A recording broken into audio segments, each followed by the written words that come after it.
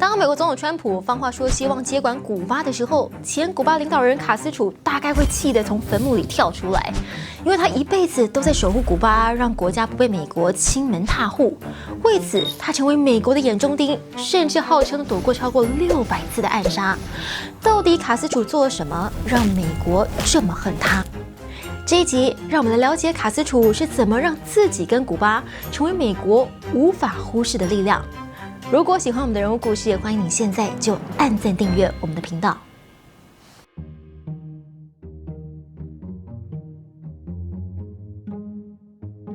如果要帮前古巴领导人卡斯楚下几个关键字的话，大概可以用反骨愤青、辩论奇才跟戏精来形容他。卡斯楚原本是出生在地主家庭的富二代，大学时代更是在古巴的顶尖学府读法律系，多金、长得帅又学历高。当时的卡斯楚从很多层面上来看都是标准的人生胜利组，但是天生反骨的卡斯楚在意的却不是如何飞黄腾达，而是热衷于参与各种政治运动。是什么原因让卡斯楚这么积极地投入政治呢？原来，古巴虽然在1902年独立建国，但是来自美国的干预却从来没有离开过这个国家。当时，美国在古巴的宪法里强行加入了普拉特修正案，修正案允许美国拥有干预古巴、维持政府运作的权利。因此，从古巴独立之后，一直到1934年修正案废除，这几十年的时间里，始终脱离不了美国的掌控。统治者常常以美国利益为优先，古巴的企业也大多掌握在美国手里。卡斯楚对于长期干涉古巴的美国很不满，再加上当时的巴蒂斯塔政权不但亲美又独裁，甚至让古巴落入美国黑帮的掌控之中，造成卖淫、赌博、走私等非法行动非常猖獗。于是这位反骨愤青决定组织革命来推翻政府，没想到1953年第一个起义的行动就以失败被抓，画上句点。一般来说，审判的法庭总是让人恐惧，但是卡斯楚可不一样。他抓住民众旁观审判的机会，把危机变成转机，要求以律师的身份为自己辩护，成功的把发言权掌控在手上，并且发挥辩论奇才的能力，用充满感染力的演说，硬是把审判场合变成慷慨激昂的记者会。据说卡斯楚的辩护长达2个小时，内容从起义的原因到抨击独裁政权的不公不义，再到要向农民提供土地、没收所有不义之财等革命理想。这些演说内容流传出去之后，不但激起民众对他的同情，卡斯楚塑造出来的政治受害者形象，更让民众将他视为反抗暴政的精神领袖。最后，他更说出了一段经典名言：我知道坚固无比的牢房将为我而设，牢狱内充满威胁以及卑鄙无耻的酷刑，但我不怕，正如我无惧于流氓暴君的怒火。虽然那流氓暴君屠杀了70位同胞，判我有罪吧，无所谓，历史将判我无罪。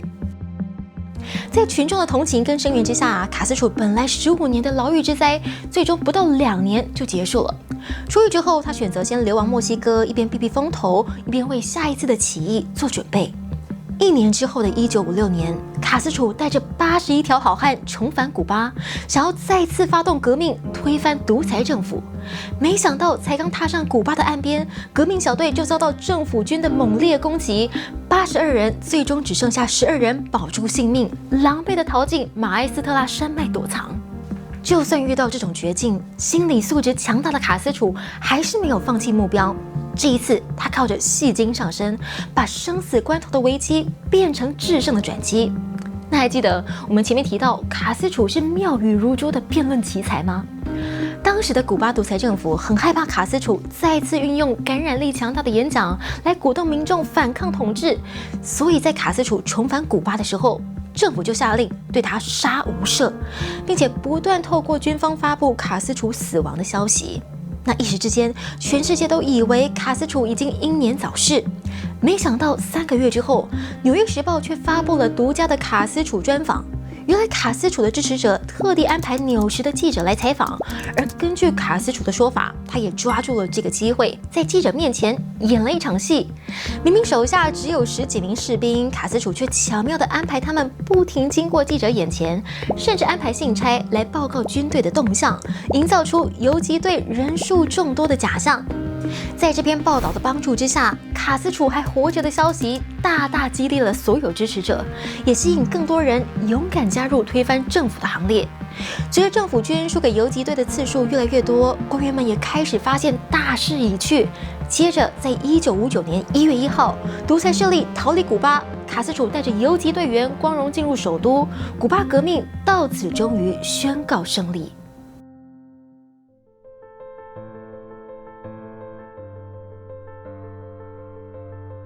在卡斯楚成为国家领导人之后，一开始古巴跟美国的关系还算密切，毕竟在1950年代，古巴有超过2/3的出口贸易是跟美国来往，美国在古巴也能获得高达10亿美金，将近318亿台币的庞大利润。所以卡斯楚在掌权的初期，还曾经率团拜访美国，看起来似乎会继续跟美国打好关系。然而，卡斯楚对古巴的期待是打破美国企业对古巴经济的垄断，还要让国家脱离美国的影响。于是，古巴革命成功还不到2年，卡斯楚就宣布要推行全国性的土地改革，将大部分私人拥有的土地收归国有，并实践将土地分给农民的承诺。另外，卡斯楚还将所有的美国企业国有化，而且没有任何补偿措施。卡斯楚的这些举动，在美国的眼里，简直就是光明正大的抢劫。本来在美国的世界观里，古巴就像是美国精心打造的度假村，美国拿着古巴的资源建设，再透过这些投资赚进大把钞票，而古巴人民就只能服从命令，为美国人服务。没想到，在卡斯楚的一声令下，本来地位像是佣人的古巴人民，竟然合法抢走美国人的所有财产，自己变成了主人。心有不甘的美国因此秘密训练了一批流亡到美国的古巴人，想要靠他们推翻卡斯楚政权，并拿回属于美国的利益。这就是知名的猪罗湾事件。没想到这些受过中情局训练的古巴人登陆之后，不是被杀就是被抓，惨败在卡斯楚带领的军队手上，不只让美国吞下了难堪的失败，也加深了他对美国的敌意。然而，卡斯楚也知道，光靠古巴自己的力量还不足以跟美国对抗，所以他决定把美国的死对头苏联拉进来当靠山，而且为了得到苏联在经济跟军事上的支持，还不惜表态自己是马克思主义的信徒，也对外宣布古巴是共产主义国家。在当时冷战的氛围之下，卡斯楚高调加入共产阵营的举动，就像是狠狠打了反共的美国一个耳光。但是卡斯楚激怒美国的事情还不止这一件。为了让美国不敢再入侵古巴，卡斯楚跟苏联秘密达成协议，让苏联在古巴建造一系列的飞弹发射设施。如果翻开地图来看，古巴距离美国的佛罗里达州距离还不到150公里，大约跟台北到台中的距离差不多。只要在古巴设置飞弹，华盛顿特区跟纽约等大城市都会在射程范围里面。所以当美国的侦察机意外在古巴上空拍到照片，证实飞弹发射设施真的存在的时候，美苏两国对抗的局势瞬间升温。一触即发的古巴飞弹危机，让人类面临史上最接近核子战争的时刻。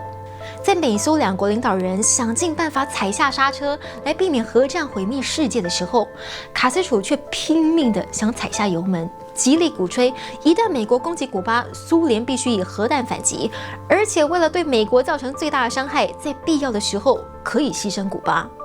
最后，在美苏两国的克制之下，苏联撤出部署在古巴的飞弹，美国也保证不会入侵古巴。但是卡斯楚在整个事件当中不惜牺牲国家，也要毁灭美国的想法，让美国意识到卡斯楚根本不是可以谈判的对象，而是疯狂到可以拿国家当赌注的赌徒。新仇旧恨加在一起，就让美国决定尽最大的能力来想办法除掉卡斯楚跟打击古巴。看过美国出手逮捕马杜罗的我们，可能会觉得暗杀掉卡斯楚应该轻轻松松。但是美国试过各种方法，却从来没有成功。这些方法包括买通旧情人对卡斯楚下毒，用特制的潜水衣让卡斯楚染上重病，或是在卡斯楚抽的雪茄里面装炸药炸死他，就连用化学物质让卡斯楚胡子脱落来让他难堪，用迷幻药让他在演讲的时候歇斯底里。这类听起来好像很荒谬的方法，据说也是美国攻击卡斯楚的手段之一。根据古巴秘密情报局局长的说法，卡斯楚呢逃过了美国超过600次的暗杀行动，那这个次数不排除有夸大的嫌疑了。但是美国中情局也证实，至少有8次的暗杀行动。没想到美国花了超过50年的时间都没有成功除掉卡斯楚，还让他活到90岁寿终正寝。这些失败行动的资料还被卡斯楚送进博物馆展示，也不时成为他羞辱美国的例子。同时，卡斯楚对抗美国的事迹也让他成为拉丁美洲跟其他地区的反美指标。委内瑞拉、墨西哥等国的领袖都曾表示受到过他的启发。在国内经济状况不佳的情况之下，卡斯楚还是坚持向非洲国家输出革命，将大量的古巴士兵派到国外支援作战，为的就是将更多国家一起拉进反美阵营。但是卡斯楚会执意不对美国低头，最大的原因还是为了让国家免于帝国主义跟资本主义的影响。那么经过半个多世纪的对抗，卡斯楚真的有让古巴脱离美国的影响，并且让古巴人民过上更好的生活吗？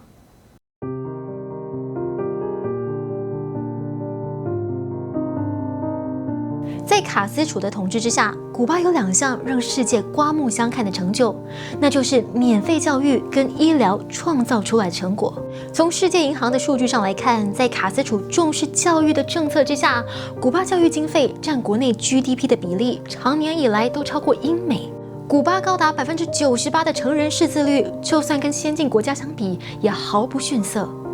古巴医疗的先进程度，则是卡斯楚统治下的另外一个奇迹。古巴的人均经常性医疗保健支出比美国、英国等先进国家低了不少，但是古巴人民却享受免费的医疗，而且有着数1数2高的医生密度，每1000人当中就有9.5位医生，人均寿命也跟美国相差不远，可以说是用第3世界的预算，却达到了第1世界的医疗水准。根据《经济学人》的报道，卡斯楚认为教育跟医疗是革命的2大投资，所以他一方面透过这些投资来巩固古巴革命的成果，另一方面，古巴高水准的医疗人员也成为国家最赚钱的出口商品，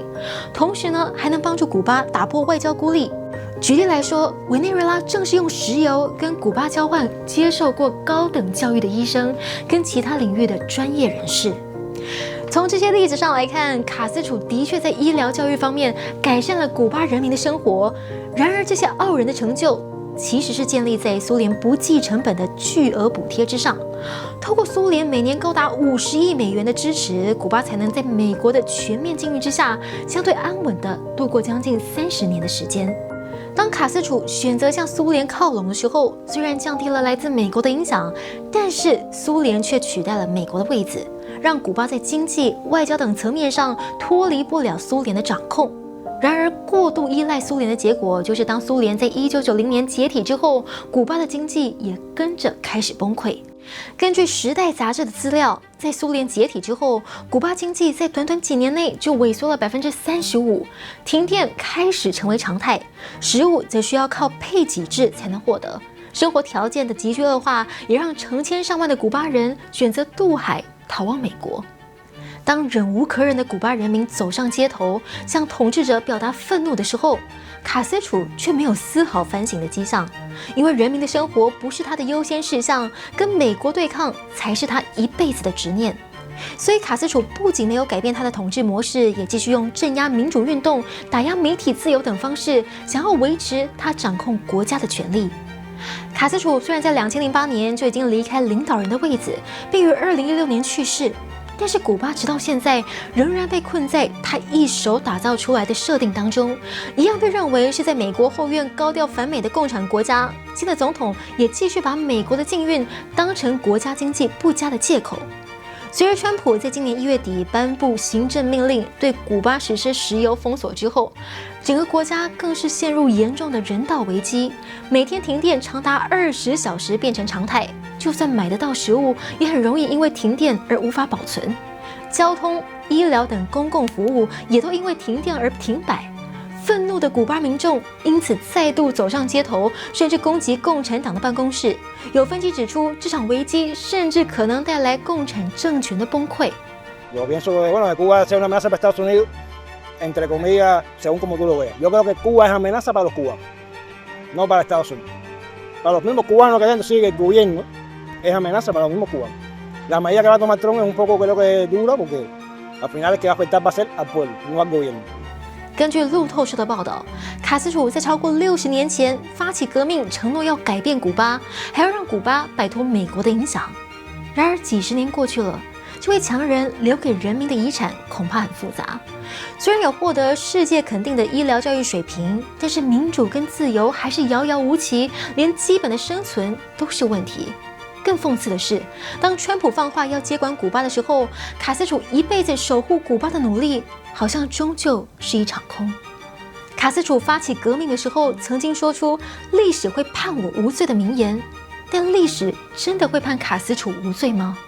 对于古巴人民来说，这个问题恐怕有个很苦涩的答案。国际大人物，我们下集见。卡斯楚当初能够革命成功，他的好战友切格瓦拉扮演了非常重要的角色。我们之前呢就有一集节目是以切格瓦拉为主角，有兴趣的观众记得透过右上方的连结来收看这位革命领袖的精彩故事。另外呢，一直以来都有观众对布景的这一台小电视很好奇，这是一台像素蓝牙喇叭，可以显示可爱的像素图跟动画，那也可以连接手机或电脑来播放音乐。不过呢，这是比较早期的产品，已经断货了。现在有新世代的像素蓝牙喇叭。如果你喜欢这个酷东西，可以透过画面左下方的连结购买。我们频道呢也会获得分润哦，所以如果想要支持我们，而且真的对产品有兴趣的话，欢迎点进连结来购买哦。最后，欢迎大家用子涵跟你说这个 hashtag 在影片下方留言分享你的看法，也欢迎继续许愿想看的人物故事。如果你觉得这支影片还不错，请分享影片、订阅频道，也可以加入会员来支持我们。最后，要特别感谢干爹干妈等级的会员，有你们的支持，可以让我们走得更远。